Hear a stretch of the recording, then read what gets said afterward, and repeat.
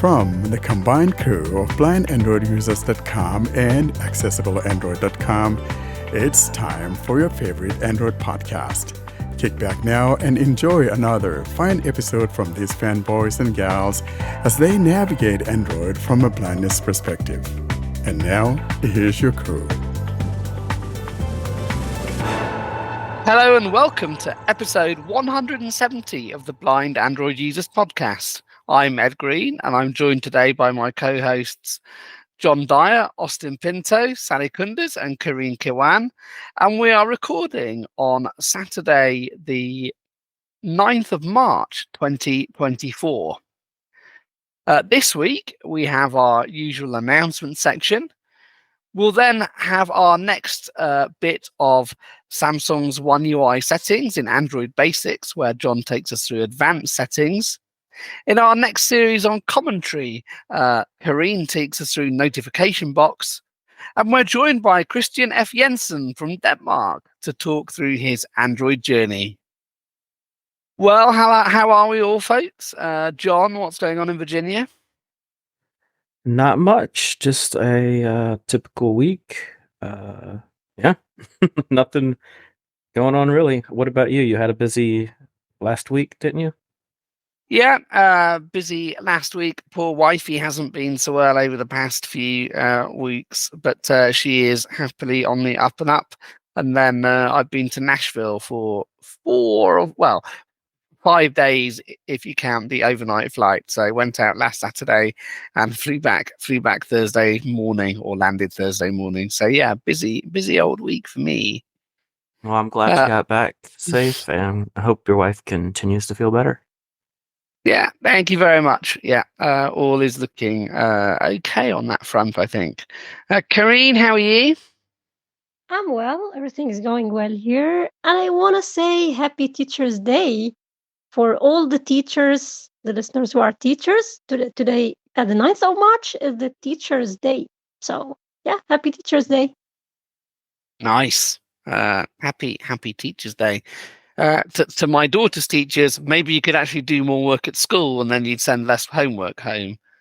Try that one for size. But yeah, Happy Teachers' Day. Sally, how are you? Well, I'm doing great. So, since you were in Nashville, did you listen to some country? Quite a lot of country. So we had an evening where the organisers of the convention hired out a nightclub for 2 hours, all 4 floors of it, where we had receptions and stuff. We went to some other bars where we listened to some country and could request some songs. I did do some work. It wasn't exclusively listening to country, but yeah, quite a lot of country music. Do you like country? Yeah, of course. I listen to country music, and Sally, you a fan? Tim McGraw is my favorite, one of my favorites, and Brad Paisley. Oh yeah. And Nice. I also want to congratulate all the women for yesterday's International Women's Day. For everyone who's listening us, I hope you had a great day yesterday. Yeah, congratulations indeed for International Women's Day yesterday. Absolutely. And you've had a good week, have you? Well, it was super busy, but it was a great week. The weather is rainy throughout the week, but now it's kind of calm, and the rain is coming back again. Oh well, at least the wind has maybe got dropped down a bit and it's not as bad as it was. Yeah. Austin, how are you? I'm good. The week has been very normal, although it looked like a long week, especially after coming back from a virtual vacation.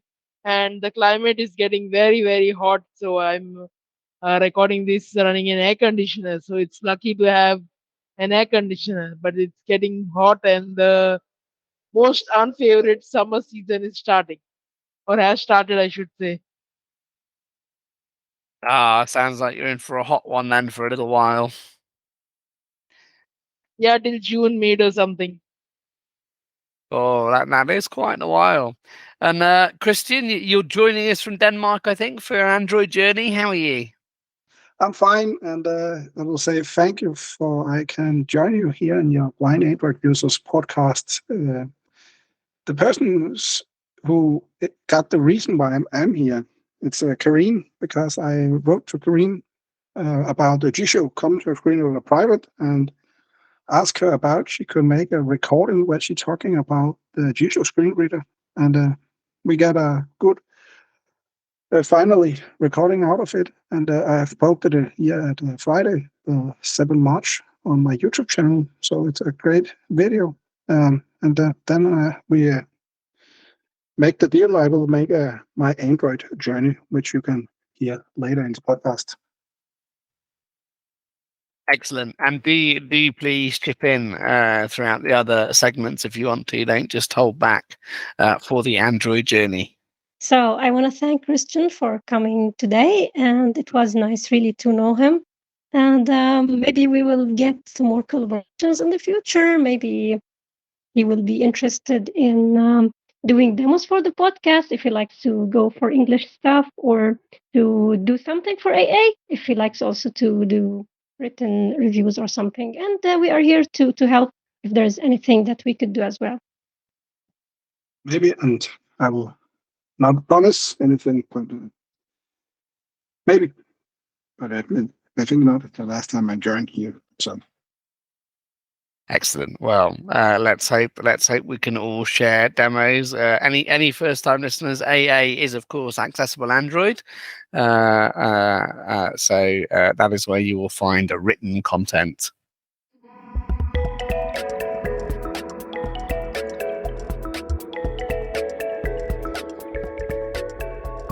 This is the announcement segment of Blind Android Users podcast. Stay tuned to hear important information regarding the podcast, surveys, and the latest news. Now we move to our announcement section. I know we want to talk about Android quarterly platform release 2 dropped recently with updates for various different pixels. I think the 8 and the 8 Pro tend to get most, but some will drop to other pixels. Austin, is there anything in particular you want to highlight here? So there are more than 30 fixes for the update, the QPR2 March update. Some of the new features include circle to search, hello on call screen, and the features, they basically include system app stability, general system performance stability, and display function improvement where the screen would suddenly turn green. That has been fixed. The Google Assistant, for some of y'all, the assistant would just stop responding to verbal command. That has been fixed. Camera would stop functioning. That is also fixed. And fingerprint recognition and Play Store could not be launched. So lots and lots of fixes for this update. But the 8 and the 8 Pro have got new features in the update.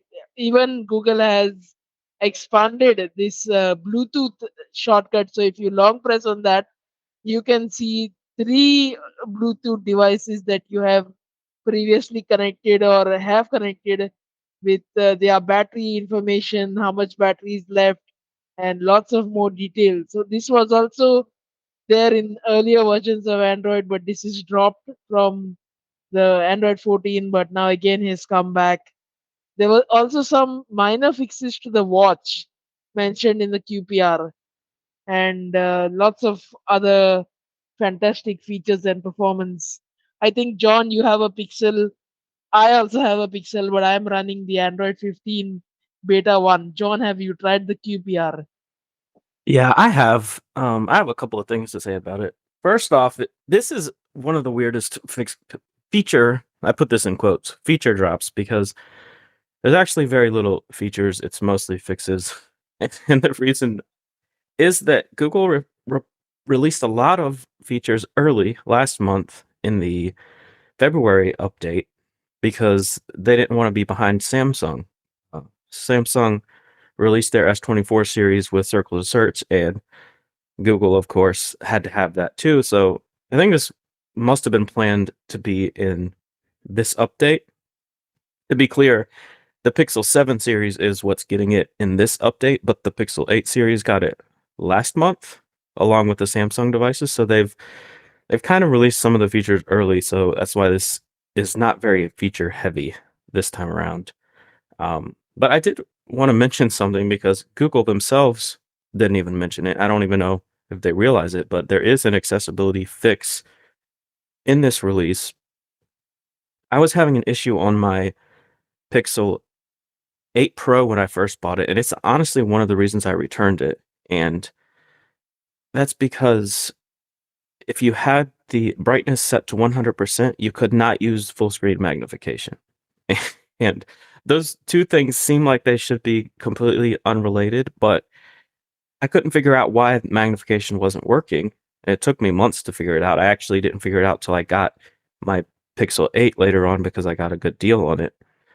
And I reported the bug in December, and apparently that fix is now in this feature drop. So if you've had issues with the magnifier and didn't know why, it was probably because you had your screen brightness on full, and that won't be an issue anymore going forward.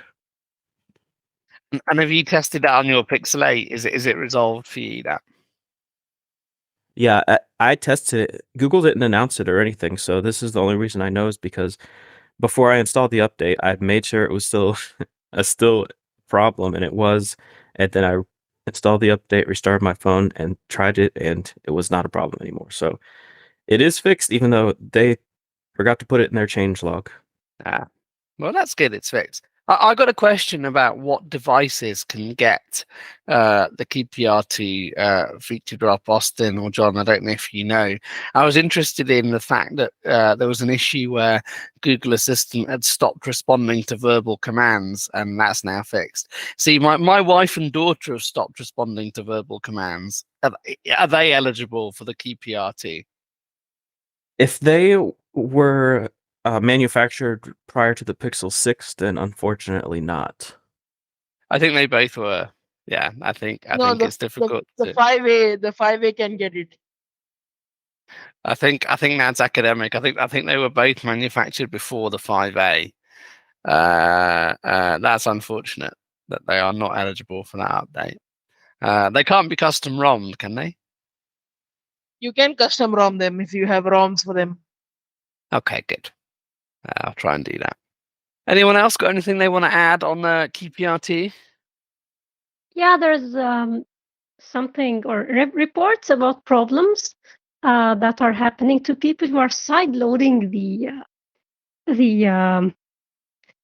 the feature drop, not using the over-the-air update. So those who are installing it and not using the over-the-air update are getting soft bricks. So they should be careful because there were reports that some devices were soft bricked, but actually people were able to just reflash the ROM, the previous version, and things were going well. But actually, this is a thing that should be fixed and addressed. So I think Google will do something about it. But people for now should just use the update, the over-the-air update, and do the update like this. Not try to flash the QPR. Also, if you have flashed Android 15 developer preview 1, and if everything is working okay for you, you need to not check for system update, because if you check for system updates, you will get the Android 14 QPR2 update or the QPR3 update if you are enrolled in the beta, and that will wipe your phone because you will be downgrading to Android 14. So do not do that. Wait for DP2, and I think then you should stop getting the QPR updates. I have something for the beta. Probably you will get some. Was it a keyboard vibration toggle which you can access in the sound of vibration? I'm not sure about it. It is the beta, or is it in the Android 15 developer review? I read it, but those who know using haptic vibrations with TalkBack or G-Show, I think it's a function I'm not totally understand why, but maybe some of you have heard about it. Sounds interesting, and something to keep an eye out. Though, if that's gonna improve and you get more feature-rich vibrations and haptics, then let's see what we get.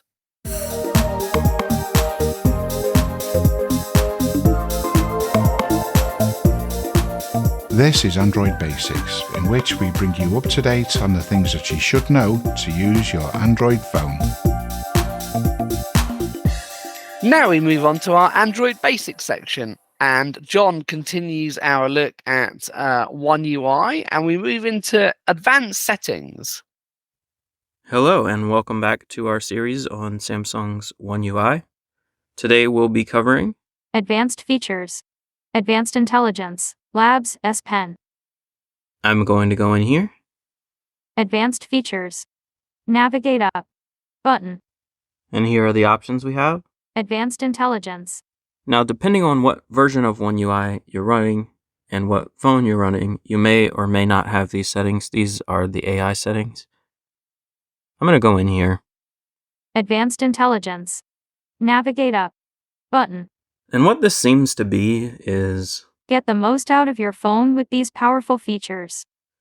Just a place where it tells you what all the features are and how to use them. They're not necessarily settings where you turn things on and off, but I'll just show you what's in here. Phone. Get real-time translation during voice calls. Samsung Keyboard. Change the tone of your writing, get spelling and grammar suggestions, and translate messages in select chat and text messaging apps. Interpreter. Live translation of spoken conversations available as voice or text output. Samsung Notes. Automatically format, summarize, correct, translate, and generate covers for your notes. Voice Recorder. Transform recordings into text transcripts and summaries you can review and translate. Samsung Internet. Get simple summaries of web page text, along with full translations. Photo Editor. Reimagine images by moving, removing, or resizing the people and objects in them, then generating new background to fill in any missing pieces. Process data only on device. For added privacy, process data for advanced intelligence features on your device instead of online. Online processing of data provides the best results and is required for some advanced intelligence features off switch. Now here's the first actual setting we get to, and it's whether or not you want the processing to only happen on device. So you could set that to happen, and of course you won't get access to all the features if you do that. So again, if you want to learn more about any of these features, you would just go in there and it would give you more detail. But I'm going to back out. Advanced Features. Advanced Intelligence. Next we have Bixby. Bixby. Again, depending on your device, if you're running One UI Core, you may not have any of these features or may not have all of these features, but I'm going to go in here. Bixby Settings. Try recommended feature. And here's what we have. Samsung account. Which Samsung account you're using? Voice Wake Up. Wake up Bixby by voice. Whether or not you want Bixby to wake up with either saying Hi Bixby or Bixby, you can choose between the two. Language and voice style. What voice style you want, I'll just go in here and demonstrate them. Language and voice style. Navigate up. Button. Now obviously, depending on which language you have selected, you may have different voices. Selected. Radio button. Voice 1. That's basically what you're hearing right now with the TTS. Not selected. Radio button. Voice 2. Hi, my name is Bixby. That's voice 2. Not selected. Radio button. Voice 3. Hi, my name is Bixby. Not selected. Radio button. Voice 4. Hi, Selected. my name is Bixby. Custom voice. You have custom voices. Not selected. Radio button. My voice 1. I think I made this, I trained this on my voice. Hi, my name is Bixby. So I'll let you decide whether or not you think that sounds like me, but you can create a voice model of based on your own voice if you want to. Hi, my name is Bixby. I guess it kind of sounds like me. I'm going to put it back to the regular voice one. Not selected. Radio button. Voice 1. Hi, my name is Bixby. All right, backing out of here. Bixby settings. Language and voice style. Next we have Bixby feedback. this is whether you want Bixby to make a sound when it starts listening and stops listening, and also how verbal you want Bixby to be, whether you want her to respond out loud or just show the text on screen. Next, Use while locked. use while locked. I think that's self-explanatory. Advanced features. Heading. Then we have some advanced features, Offline processing. and this is whether you want everything to happen offline or not. Obviously, you won't have access to as much features if you choose this. Talk to Bixby without wake up. This lets you say certain things like, answer on speaker, reject, snooze, dismiss, if you're getting an alarm or a phone call. There's certain words you can say, and if you turn this on, it makes it so you don't have to say Bixby before those words. You can just say the word to make that thing happen. Preferred services. So this is kind of like choosing default apps. If you say send an email, what email app is it going to use? If you say add to my calendar, what calendar app? That sort of thing. Notifications. You can turn on or off Bixby notifications. Get news and special offers. Off switch. If you really want news and special offers, you can get those. Bixby country/region. United States. Show Bixby on app screen. Off switch. This is whether you want it to show up in your app drawer or not to get to Bixby and Bixby's settings. Unlinked device. And this is basically if you want to remove Bixby from this device. Personalization. Heading. Personalize Bixby. On. And this is whether or not you want Bixby to adapt to how you use it. It keeps track of how often you do certain things and adjusts it accordingly. And then below this, Customization service. On. same sort of thing. And then below this is just the privacy statement and that sort of thing. Backing out. Advanced features. Bixby. After Bixby, we have Smart suggestions. this is similar to Google Smart Suggestions. You can have it recommend replies and that sort of thing, but obviously you're allowing it to read your messages and that type of thing to predict what you're going to say. So you could choose to turn this on or off. Next we have Labs. labs are, well, let's just go in here and see if it tells us. Labs. Navigate up. Button. Try experimental features. Some features may not work correctly with all apps. Multi-window for all apps. Allow all apps to open in pop-up view or split screen, including apps that haven't been designed for these layouts. Off switch. That's pretty self-explanatory. Dark mode apps.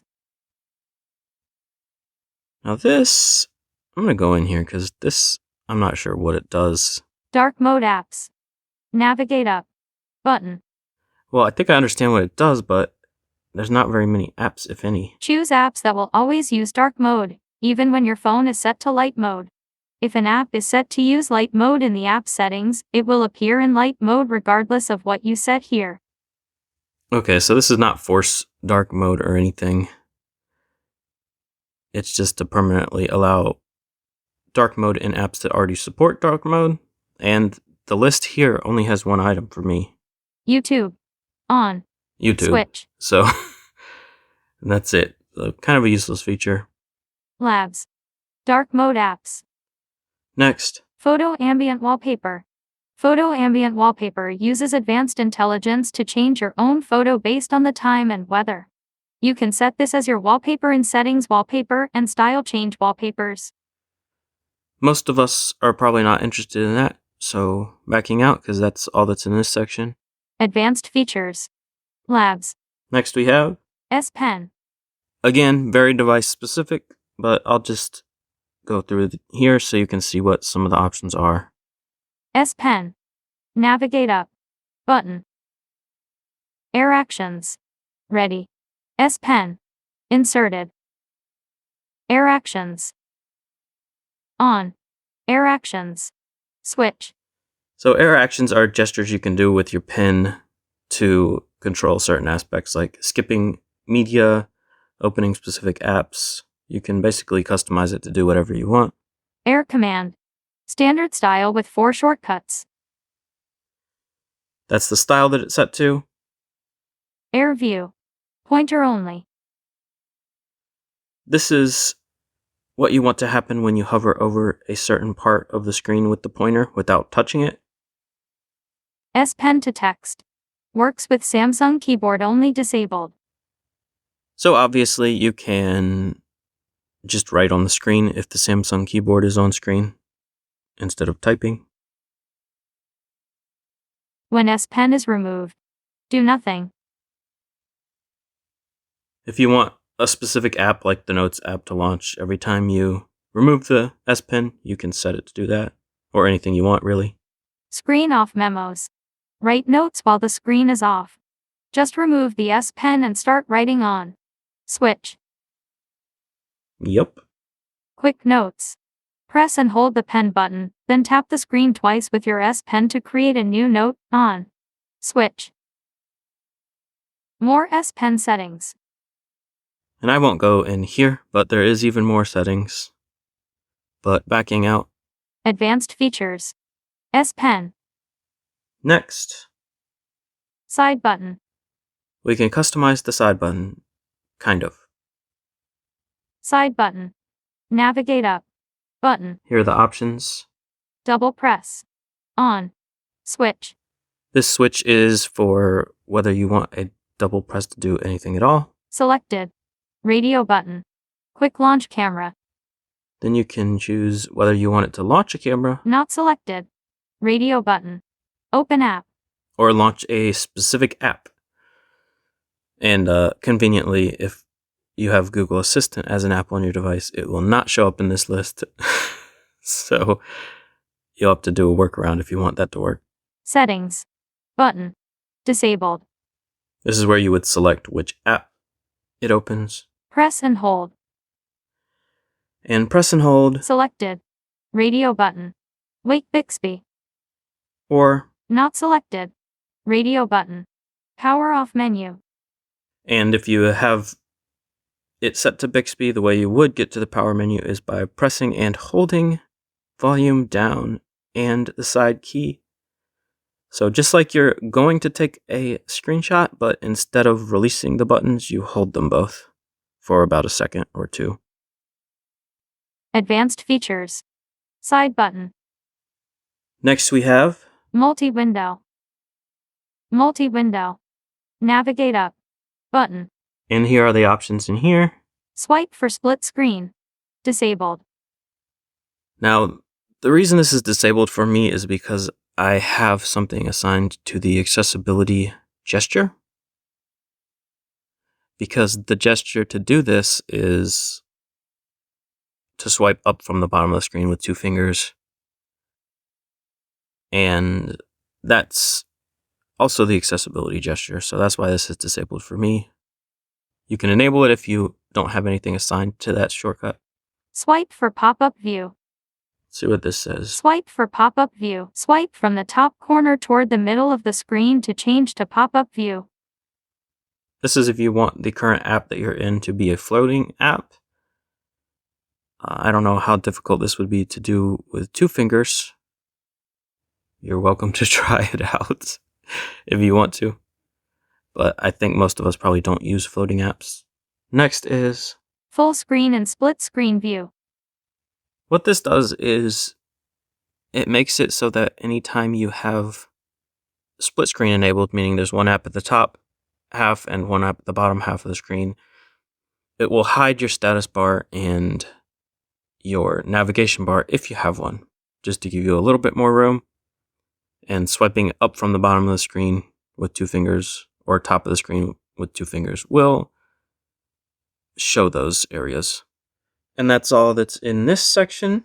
Advanced features. Multi-window. Next we have, Motions and gestures. let's go in here. Motions and gestures. Navigate up. Button.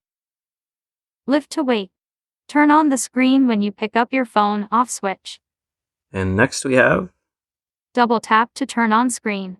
Turn on the screen when you double tap it, off switch. and Alert when phone picked up. Your phone will vibrate when you pick it up after missing a call or message, on switch. this is actually nice. I like this feature. Mute with gestures. Mute incoming calls and alarms by putting your hand over the screen or turning your phone face down, off switch. Palm swipe to capture. Swipe the edge of your hand across the screen to take a screenshot, off switch. And those are all the options in this area. Advanced features. Motions and gestures. Next. One-handed mode.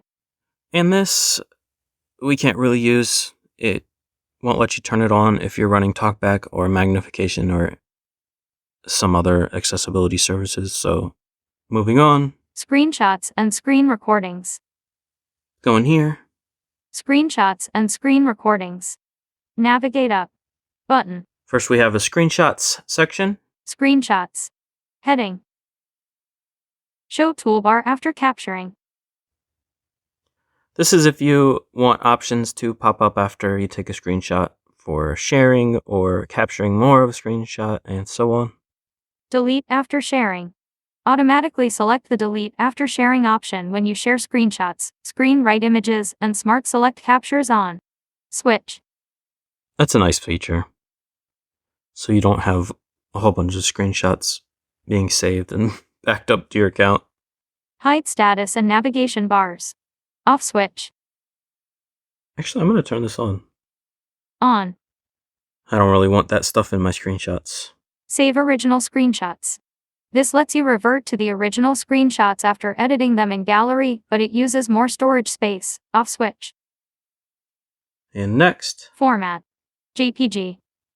And this will let you select between JPEG and PNG. Save screenshots in internal storage /DCIM/screenshots. Where you want them saved. Screen recordings. Heading. And then under screen recordings. Record sound. Media and mic. Video quality. High 1080p. Selfie video size. Small. Large. 50%. Selfie video size. Slider. Show taps and touches. On. Switch. Save screen recordings in internal storage /DCIM/screen recordings. And a couple of these settings you can change every time you start the screen recording. Those being whether you want touches to show on the screen and what audio source you want it to record, whether it be device audio only, mic only, or both. Backing out of this section. Advanced features. Screenshots and screen recordings. Show contacts when sharing content. Off switch. And this controls what the share sheet looks like. So by default, this is on, and along the top of the share sheet, you will have recent contacts you've conversed with. And then under that will be the actual apps you want to share with. So I usually just want to pick the app and then the contacts, so I have this turned off. Next we have video call effects. Going in here. Video call effects. Navigate up. Button. Now, this also depends on your device. I think it uses AI. Add extra tools to your favorite video calling apps. You can hide your background for privacy and use auto-framing so everyone stays in view. How to use during video calls. Background color. Heading. Selected. FF000000. Radio button. Selected. So you could choose your background color. I have it just set to show black background around me when I'm on a video call. So you can change that color to whatever you want, or Background image. Heading. you can select an image to show behind you. Add image. Button. And then below this is just a list of the supported apps. Available apps. Heading. Messenger. Meet. WhatsApp. Zoom. And that's all that it supports of the apps installed on my device. Advanced features. Video call effects. Next, Video brightness. Bright. and although this setting is not in accessibility, I think it is an accessibility feature. You can set it to play videos extra bright. And if you go in here, you can turn it on or off, but there's also a list of apps that support it. So if you only want it to be bright in certain apps, you can adjust them accordingly. Next, Dual messenger. Sign into a second account in your favorite social apps. I'll go in here Dual messenger. Navigate up. Button. just to show you which apps it supports. Available apps. Heading. Off WhatsApp switch. Off Facebook switch. Off Telegram switch. Off Messenger switch. Supported apps will appear here after you install them. So again, those are what's supported of the apps I have installed, so there could be more apps that are supported. And at the bottom of the screen, Use separate contacts list. Turn this on to use a separate list of contacts in your second copies of apps. and that was the last setting in the advanced features section. So I will now send it back to the crew for further discussion. Quite a range of things in here was what immediately struck me. And anything in particular you want to drill down into, John, from that demo? Just to point out, I know I did a couple times during the walkthrough, but a lot of these features are going to be different device to device depending on your hardware and whether or not you're running One UI or One UI Core. But yeah, there can be a lot in here. Yeah, cut across a whole range of different things. Obviously, Pixels don't have advanced settings, do they? I won't comment on why that is. They definitely don't have as many advanced features. They might have a section called, actually, I don't even know if they have a section called. No, they advanced, don't. But There's no yeah. advanced settings in Pixels. Sally, Karine, you both use your day-to-day Samsung drivers, aren't you? Any particular thing you want to flag here? Well, I'm so much sad because I don't have Bixby. I tried to search for Bixby in my advanced settings, but I couldn't find it. And the reason is that I already uninstalled everything's Bixby related from my phone 3 years ago. So actually, advanced settings is something good, but Bixby itself is not advanced. I don't know why they are putting it in the advanced settings anyway. They should put it somewhere else. But yeah, I think it is really something nice, the advanced settings. And the labs section, I hope that they just do more things in the labs section. But it is something interesting.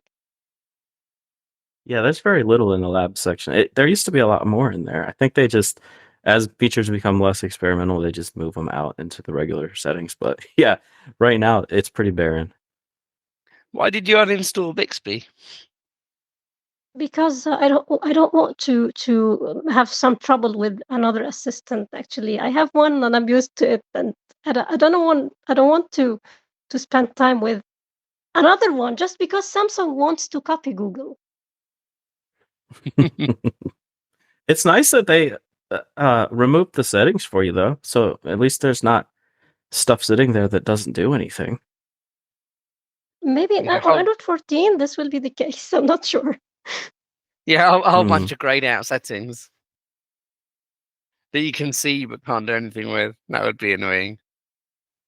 I actually I did something worse than uninstalled Bixby. I uninstalled, and I don't recommend this, Samsung's keyboard, because when I use Samsung's TalkBack and I'm using the Braille keyboard and I do the 3-finger swipe to go back to the regular keyboard, it always puts me in Samsung's keyboard no matter what my previous default was. So I just removed Samsung keyboard and now it puts me back in Gboard. Is that because the 3-finger swipe down does it? All it does is move you to the next keyboard, I think, doesn't it? Yeah, exactly. So it won't take you to the default. It'll just take you to whatever's next. Could you not have reordered your keyboards? Well, see, the thing is, it says it takes you to the next keyboard, but Samsung's version of TalkBack takes you to Samsung's keyboard, and Google's version of TalkBack takes you to Google's keyboards. So I don't think it's really the next. No, fair enough. If you've got 3 installed and it doesn't do that, yeah. And you will not miss anything when you uninstall Samsung keyboard. So it's not a big deal actually. But unless you accidentally uninstall Gboard and don't have any other keyboards, then you might find yourself in a predicament. Because it's easy to uninstall it. Yeah, because it's not a system. Yeah. But it's funny, John, because I've also done that on my Galaxy S22 Ultra, and I'm not like the Samsung keyboard, so I also uninstalled it but because I thought it was not a TalkBack problem, but a software thing. But I realized when I installed the Google TalkBack that this was not a software feature, but a TalkBack function who picks up your keyboard, which keyboard you have to use. And like you said, Samsung using their own and Google using their own keyboard. Yeah, I wish they would both just use whatever your default is. That would be nice. Exactly. Interesting. Christian, it sounds like we'll get on to what phones you have and have used in the Android journey. But anything you want to say about advanced settings while we're here? I got a Pixel and I miss some of the functions you get on my Galaxy. I can just switch over to my Galaxy if it is, but it's miss some of the special functions and the customization functions you got in the advanced settings, like where you can do something like something to the phone so it's more personalized feeling you will get in this segment also. Absolutely.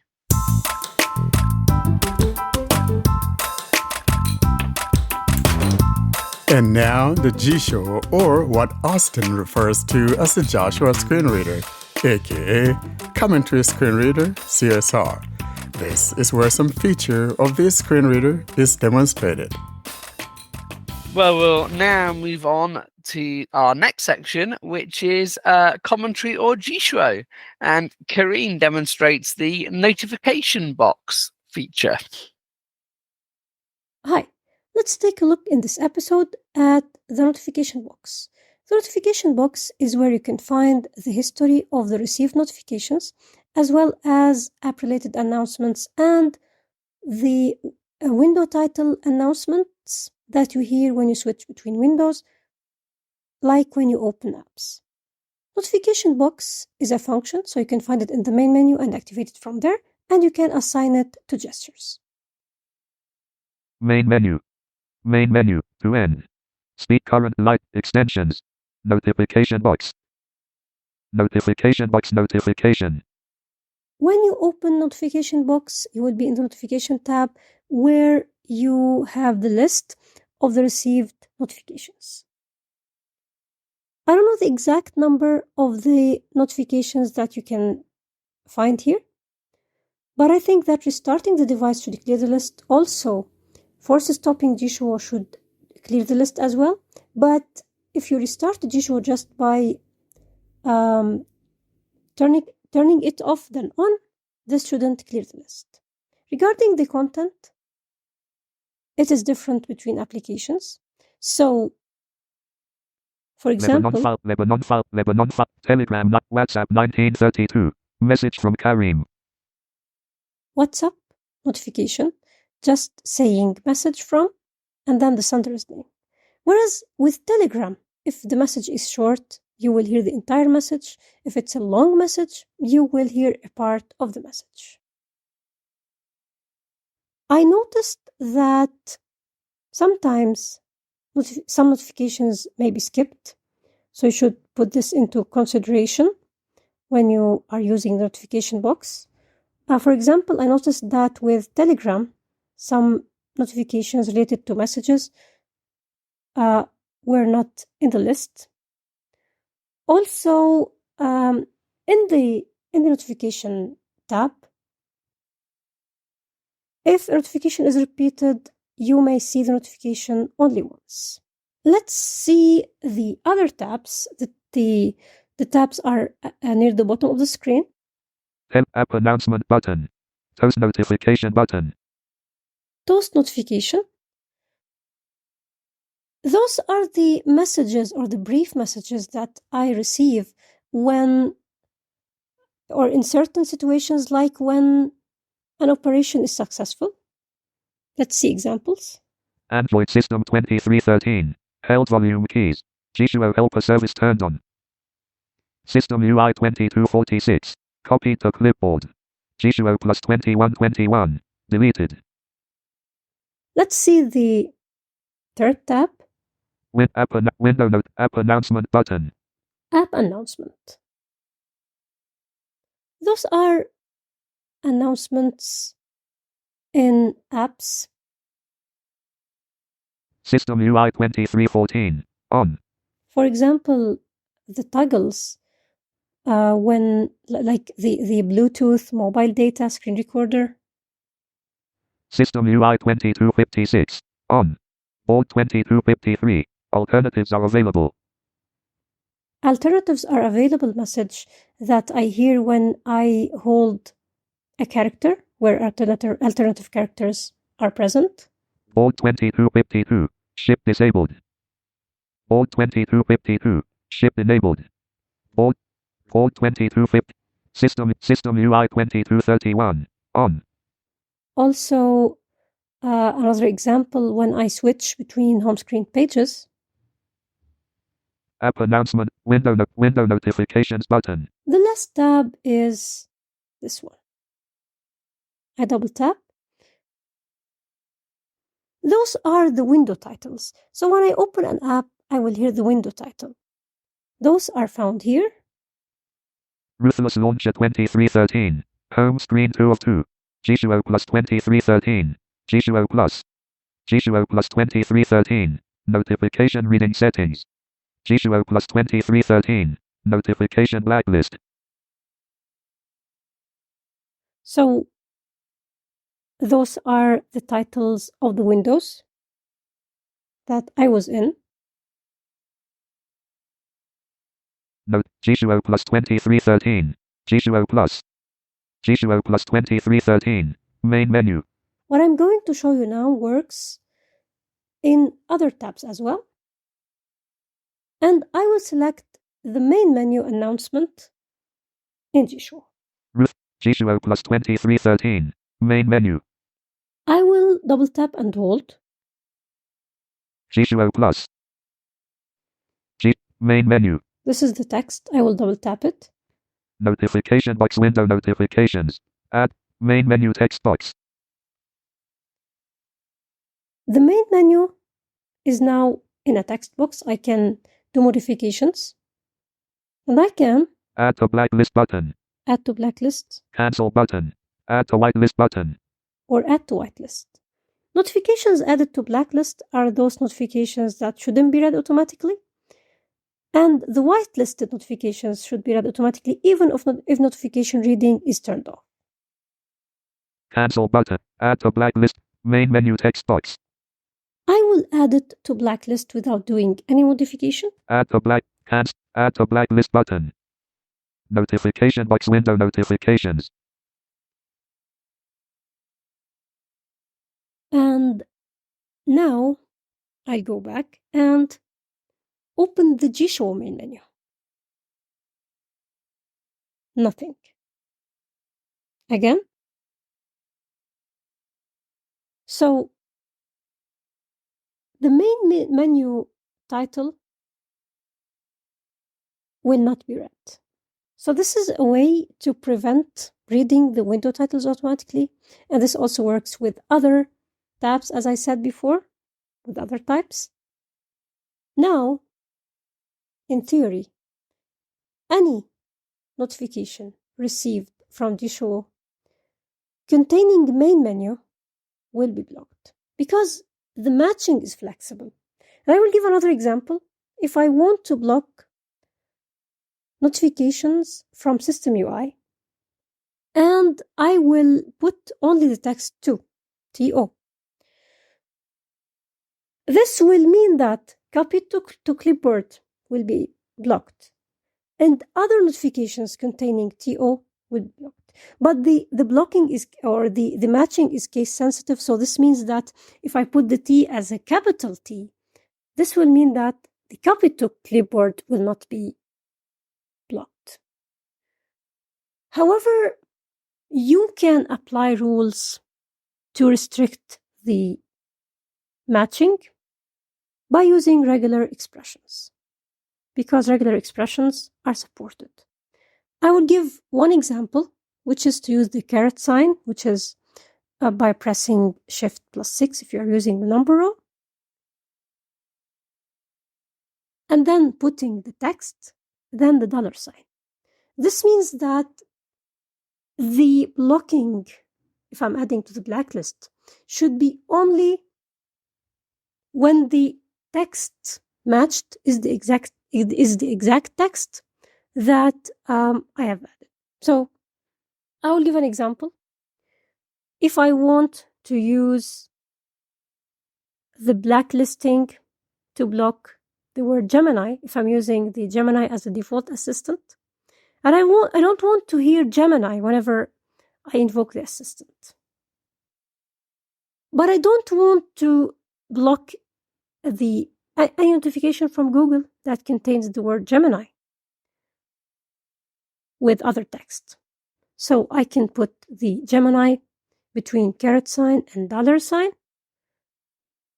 and then only the notifications and the window announcement or the window title of Gemini will be blocked. So consider that I have a notification from Google containing only the word Gemini. This will be blocked, and the Gemini window title will be blocked. In the notification box, I can clear notifications by tapping the clear button. When I tap the clear, it will clear the list of the tab that I'm in, not of the entire notification box. I can find the blacklisted and whitelisted things added from the notification box in the notification blacklist and notification settings. Let's see. G-Show settings. G-Show Plus. Operation setting. Reading settings. Notification readings. Notification. Automatically read. Do not read. Read. Notification with list. Notification blacklist. Notifications containing blacklisted content. Notification black. New but Google. Speech service. Sound assist. G-Show Plus. G-Show Plus. Main menu. All button. Main menu. Of course, I can logo press. Delete. Cancel button. To delete. G-Show Plus. And I can double tap. Main menu. To edit content. Edit. Okay. Notification box is not only to show you the history of the incoming notifications, it also helps in knowing the source of notification if you want to block it. Also, it's an easy way to add a notification or an announcement to the blacklist or to the whitelist. So I think personally that notification box is a nice feature. I hope that my demo was useful. Thank you for listening. I got to say, I quite like this, Karina, especially where you could kind of block different sorts of notifications or app notifications here. The most beautiful thing is the ability to block also the window titles. I think this is something really useful because sometimes, like I had the problem when I invoke the assistant, it will say assistant to say the title of the window. So when I was able just to block it to add it to the blacklist, it just will now open the assistant and not say anything. So I think this is really something great. They took the notification thing to a next level, which is not only the incoming notifications, but only in-app announcements and window titles and other stuff. So it's something great, I think. I know what I would use it for. So I don't know if this only happens with TalkBack or if this also happens with Jishua, but Samsung in One UI 6.0 did this lovely thing where anytime you turn your screen on and you're on the lock screen, it reminds you, I guess because you're blind, you need to be reminded that the fingerprint sensor is at the bottom center of the screen, and if you touch it, you will receive feedback or something along those lines. It's like this long, drawn out explanation of, like, in case you forgot where the fingerprint sensor was, and and that's like one of the first things I would block using this feature. Are you serious? Every time you receive this message? Yes.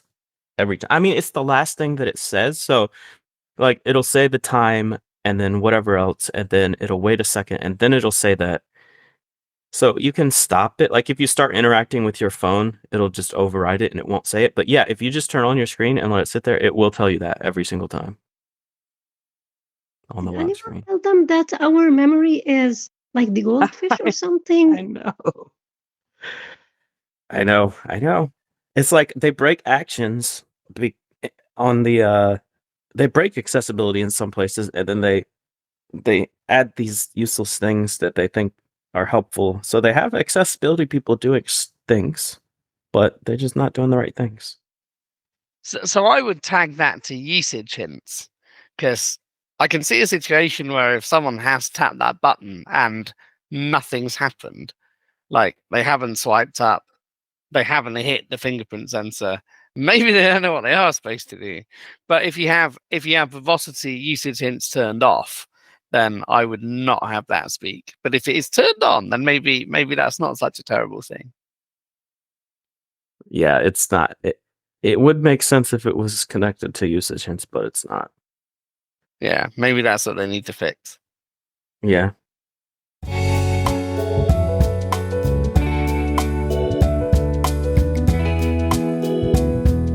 This is Warren's Most Liked segment, in which you can share how you got started with Android, the problems you had along the way, and much more.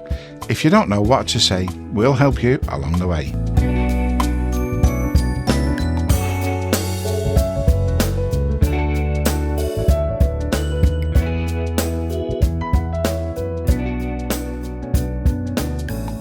And now we move to our My Android Journey section to close the podcast. And I'm delighted this week to say that we're joined by Christian F Jensen from Denmark, who you've heard from a couple of times already. Christian, first of all, can you tell us a little bit about yourself? My name is Christian, and I am 33 years old, and I'm living in Denmark. My girlfriend and daughter, she is 5 years, my little daughter. And I have my YouTube channel on English. You will probably call it visual impaired technique. On Danish, it is synshandicappets technique. And the content on my YouTube channel is primarily on Danish, because there's no one else who had a YouTube channel here in Denmark before. I started one for 3.5 years ago. And the content is all about Jisho, TalkBack, Android stuff, reviews, unboxing, and voiceover Mac, iPhone. So a lot of things, and it's only myself who's working with this, but it's not my primary work. I'm making massage, and I've done that in 11 years now. Nice. It sounds like you've got your hands full. My daughter's 7, so I know what that must be like. So it's sometimes hard work, but it's also nice and lovely to have them go. Yeah, definitely. Good to have women folk. And now here is Christian's Android journey. Hey folks, Christian here from Denmark. What you are going to hear now is my Android story. Let's go back in the time, more exactly back to December 2018. This is where I got my first Android smartphone ever. I changed job and got an option to get a work phone. And since I wanted to try another phone than an iPhone, I picked up a Samsung Galaxy Note 9 because of great reviews and positive mention of Samsung's devices. The building materials was Gorilla Glass 5 at the front and the back. It got a aluminum frame, dual camera on the back, and below these, a fingerprint sensor. At the bottom, there was an S Pen, which can be used for various tasks, and also a USB-C port and 3.5mm headphone jack. On the right side, on the phone, there was a side key. At the left side, there was a volume keys up and down, and under these, there was a Bixby key. The Bixby key I assigned to so I can press a single time on it so it launch Google Assistant. It was nice and I love this function. I like the design on my Galaxy Note 9. It has a very premium build quality and it was great to hold in my hands. Especially I love the 6.4-inch screen. The color it was picked in was black, and the model I chose has 128 GB of storage and 6 GB of RAM. The processor was Samsung's own Exynos 9810, and my Galaxy Note 9 was a great Android start. It comes out of the box with Android 8.1, and I was happy my Galaxy Note 9 as my first Android device. The device responded faster than first expected. The 4000 mAh battery was great to different tasks. When I turned the phone on for the first time, the screen reader I have to activate was not TalkBack, but Samsung's own screen reader voice assistant. But after the setup process, it was an option to use Google TalkBack as my primary screen reader. I tried to forget comparison with the voiceover screen reader on iOS, but it was a hard go for me. But yeah, I got to know TalkBack better, so I forget everything about voiceover and learn a lot about TalkBack and how to use it. And I love to use a Galaxy Note 9 as my primary phone. A year later, it was time for a new phone again, and this time the phone was a Samsung Galaxy Note 10 Plus, primary because of better specifications and hardware. The building materials this time was Gorilla Glass 6 at the front and the back, so an upgrade from the Note 9's Gorilla 5 glass. Not a big upgrade, but a little bit. It got also an aluminum frame, a little upgrade to the camera from dual now to triple camera at the back. At the bottom, there was also an S Pen and a USB-C port. At the left side, the volume keys was located and also the side key, and nothing on the right side. And it frustrated me in some situations because I had always loved to have the side key on the right side. It was not a big problem for me that the volume keys is on the left side, but at the side key was located on the left side. I have to use my phone long time before it got normally for me that the side key was on the left side. The Galaxy Note 10 Plus have a very beautiful design, but I love more the design of the Galaxy Note 9. The fingerprint sensor was located under the screen and often performed well. Sometimes the screen will not unlock, but 8 out of 10 times the fingerprint reader will unlock my phone with my finger. The screen on this model has grown from 6.4 inches to 6.8 inches, and I love this big screen. As a blind person, I can't see the screen, but I quite simply have a weakness for large screens with premium specifications. And the Galaxy Note 10 Plus come out of the box with Android 9 and One UI 1.5. The color I ordered my Galaxy Note 10 Plus in was in Aura Glow, and depending on light, the color can shine in several shades. It got a 256 GB of storage and 12 GB of RAM. The processor was Samsung's Exynos 9825 and delivered well. Battery life, I feel, was the same as my Galaxy Note 9. Not even then it had grown a bit, now up to 4300 mAh, but it was okay.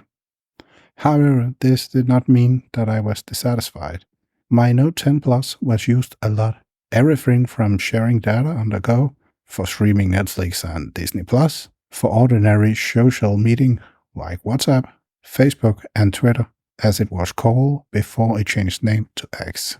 The unboxing experience of my Galaxy Note 10 Plus is the best unboxing experience I ever had on a smartphone. It included a 30-watt charger and USB-C earbuds from AKG. It was also here that Android 10 became official, which means that Samsung waved goodbye to their own screen reader, voice assistant, and thank God it was nice. Samsung partnered with Google and get their own Samsung TalkBack screen reader. Here I found a method so I could uninstall Samsung TalkBack and then use Google TalkBack. And this was the Android phone, which taught me to understand customization of Android much more than I even had thought was possible. 2.5 years later, it was time to replace my beloved Note 10 Plus. Here it became Samsung's premium Galaxy smartphone from 2022. It was the Samsung Galaxy S22 Ultra. It offered the best that Samsung could offer, and I loved it. The build materials this time was Gorilla Glass Victus Plus at the front and the back, so an upgrade from the Note 10 Plus Gorilla Glass 6. It got an aluminum frame also, quad camera lenses at the back. At the bottom there was an S Pen and a USB-C port. Volume keys and side keys was finally placed on the right side only, and nothing at the left side. And a change from my old Samsung phones this time was the back glass was now matte, and it had a very nice finish. It's a design which is more modern. Personally, my S22 Ultra is the Android phone which has the coolest design. The screen was still 6.8 inches with Samsung's fingerprint sensor placed under the screen, and my S22 Ultra was used as all those tasks as my Galaxy Note 10 Plus was used to. However, it happened in February 2023 that I learned to use the Jisoo screen reader. Personally, I think it's the best screen reader for an Android device. It came out of the box with Android 12 and One UI 4. The color I ordered my S22 Ultra in was in Phantom Black, which is simply black. It got a 512 GB of storage and 12 GB of memory. The processor was Samsung's Exynos 2200, and it got a 5000 mAh battery, and it performed well. However, I could not feel any difference between my Galaxy Note 10 Plus and my S22 Ultra. The month of January this year, it was time for a new Android phone again.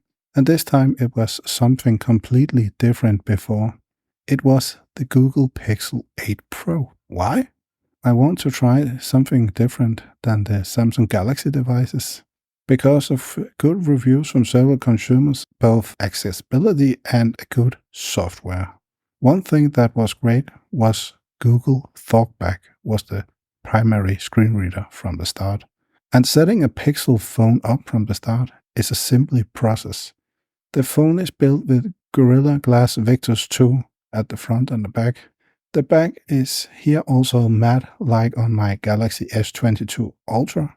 It got also a aluminum frame and a triple camera lenses at the back, but the camera design on the Pixel is more different than on the Galaxy devices because of the camera bar. I think it is a nice design, but not everyone likes it, but I like what I see and feel. At the bottom, a USB-C port. Volume keys and side keys are located on the right side and nothing are located on the left. However, I had to get used to the placement on these because of the side key is located at the top and the volume keys are located at the bottom on the right side. Personally, I like the design on my Google Pixel 8 Pro, but my Galaxy S22 Ultra is still my Android phone, which has the coolest design ever.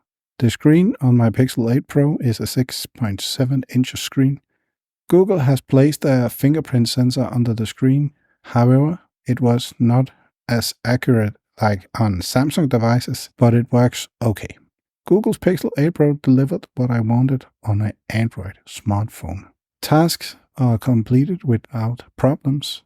However, I'm missing some of the customization like you can get on a Samsung phone. Good Lock is probably the best example where you can download different Good Lock modules. Out of the box, the Google Pixel 8 Pro comes with Android 14 software, and the Pixel 8 series offered 7 years of software upgrades. It's very many years, and Samsung has just added this to their Samsung Galaxy S24 series. The color I order my Pixel 8 Pro is in Obsidian, which is a black color. It got a 256 gigabytes of storage and 12 gigabytes of memory. The processor is Google's Tensor G3, and actually, it performed very well.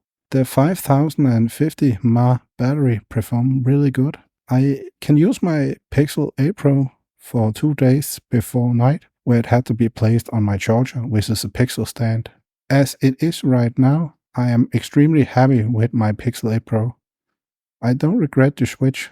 That said, I can easily go back to Samsung again. This was my Android story. Hope you're enjoying to hear it. Before I end, thank to blind Android users for their podcast and YouTube channel. I'm checking out.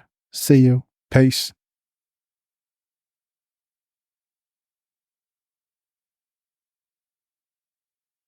I was wondering if there are enough Android users, blind Android users there in Denmark. Because I hear that I was talking to someone from Sweden and he said there are not too many Android users.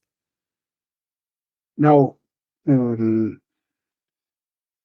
I beginning to use Android, I only knew about one person who using Android, but not as a primary phone. And as in the video, as in the recording, I said I got an opportunity to pick up a phone, an Android phone, and there's not so many people here in Denmark who using Android devices.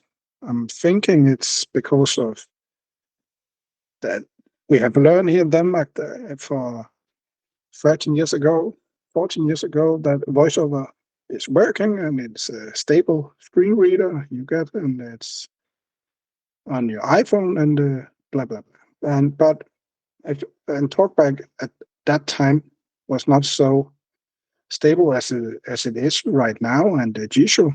But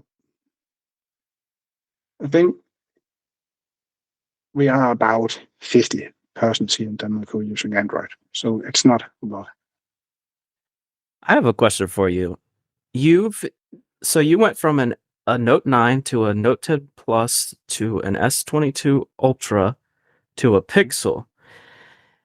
I'm wondering, how much do you miss the S Pen, or did you use it at all? Because you had the S Pen for a long time, and then now you don't.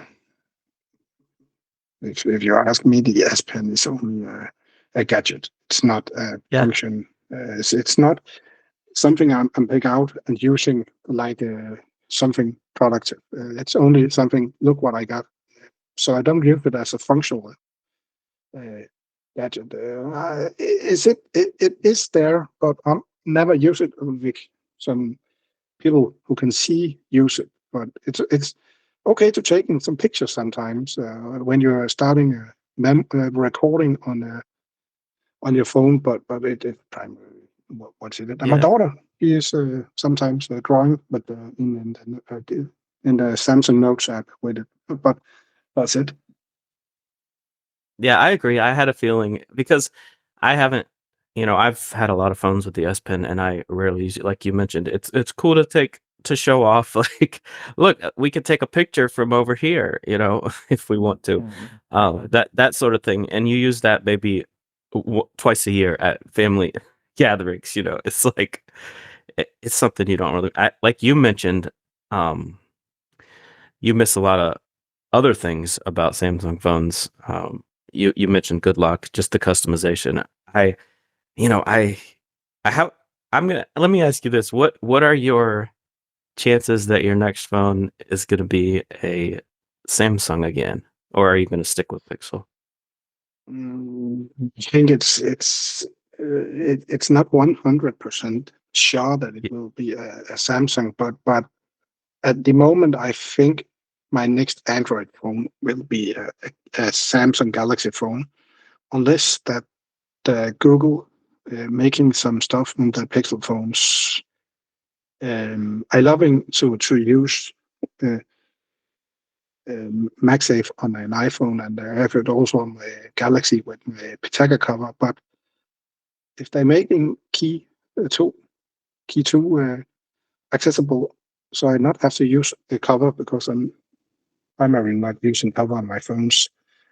That is something who can make me think to get on Pixel. But at the moment, I'll probably say 90% it will be a Galaxy phone next time. Yeah, I'm looking forward to Qi 2 also. I have a MagSafe case on my S24 Ultra right now. So once you start using something like that, it's hard to go away from it. Yeah, it's a nice function, a simple function, but a nice function to have. And just for clarification purposes, we're talking about Qi 2, which is the Android equivalent of MagSafe, which is a wireless charging standard that is magnetic. So the charger automatically aligns your phone so that you don't have to worry about, waking up and realizing your phone the battery is overheated because it wasn't aligned correctly or it wasn't charging, that sort of thing. But as of now, to my knowledge, no, and correct me if I'm wrong, but I don't think any Android phone manufacturer has included it in their phones yet. It's just a standard at this point. So when that happens, it'll be exciting. They have not. I think I read about a phone who will come with it in the nearest future, but not sure about the name. Yeah, and to my knowledge, they will be compatible with each other, I think. Like if you have a Qi 2 phone, you should be able to use MagSafe chargers on it because MagSafe really is just wireless charging and a magnet. I mean, you might not get the higher speeds of like 15 watts that you get in MagSafe chargers, but it will charge the phone. You will not get the 15 watts charging if you're using a MagSafe from Apple, but if it's a G2 wireless charger, you will get the 15 watts. But you need a G2 wireless charger specifically. Mm-hmm. Since Denmark is part of European Union, what about the apps from like local Danish apps? Are they accessible enough when you want to use an Android phone? Because you said no. Yeah. So I'm using primary. If you're talking about some of the AI apps, so look out, Envision AI, seeing. No, I mean using the local Danish apps. I mean, we apps and things like that. Yeah. Of course, like mobile banking, and we have an app who can transfer money, mobile pay. We have our to read our post. We have something called the digital post and the e-box. So yeah, that's okay. they are better on iOS and iPadOS software, but it's okay on Android if you know how to read your documents, if you have to read your posts. That's interesting. Does that mean that your post is mainly digital in Denmark? You don't get too many letters through your door? No, I'm never getting any letters on my door. So I get it always in my digital service. Interesting. So I want to mention that Christian is the translator of Jishua. He's the Danish translator. And I want to ask you a question. Do you recommend Android?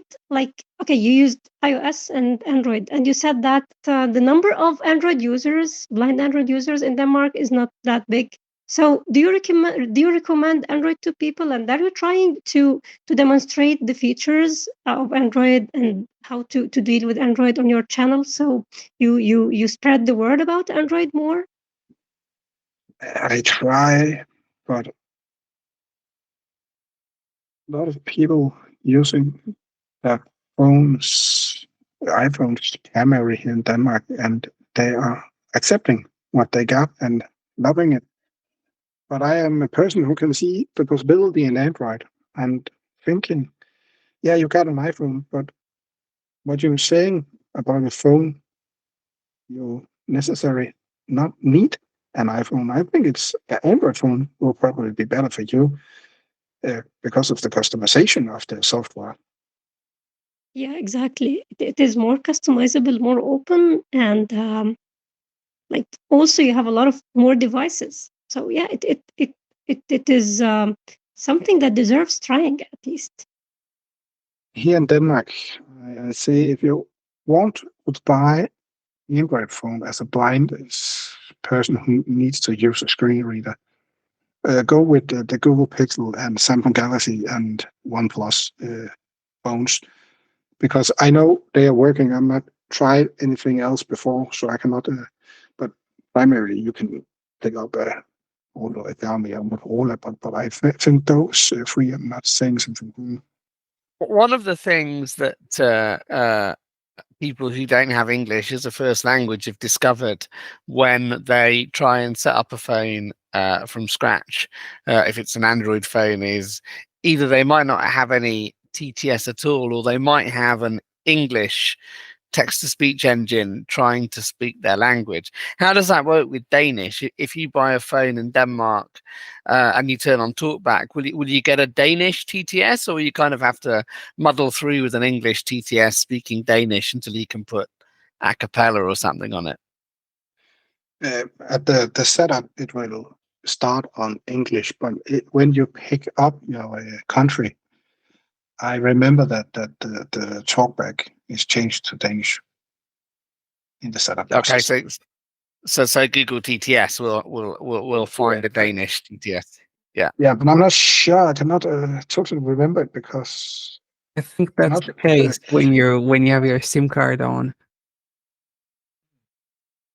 Yeah, because that's been a thing that's you've written about that on Accessible Android, haven't you, before, Sally and Karen, about that little glitch. Yeah, and that's been a heated discussion on the mailing list. People telling, "Oh, well, how come this is missed?" So, Christian, what is the Danish for cheeks? Tøser. Tøser. Yeah, close it. Excellent. Say it again. Tøser. Excellent. There we are. We now have the Danish for cheeks.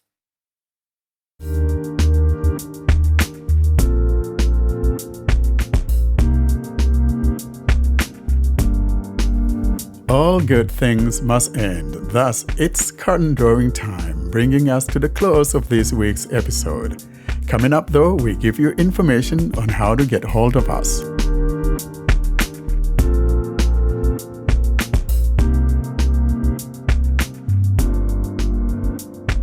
And that brings us to the end of this week's Blind Android Users podcast. Austin, how can folks get in touch with us? to contact us, you can send an email to contactus@blindandroidusers.com. You can join our mailing list by sending an email to blind Android users plus subscribe at groups.io. You can join our Telegram, Facebook, Discord, and subscribe to our YouTube channel. The links for everything will be at the bottom of the show notes and also in the video description of the YouTube channel. And also the links are in the websites panel of the YouTube channels. Well, that's it for this week, folks. Warren will be back with us next week after his travels. So look forward to welcoming him back. But in the meantime, say bye-bye to the nice folks, everybody. Bye, everyone. Goodbye. Hi, everyone. Bye. Goodbye. And bye-bye here from Denmark.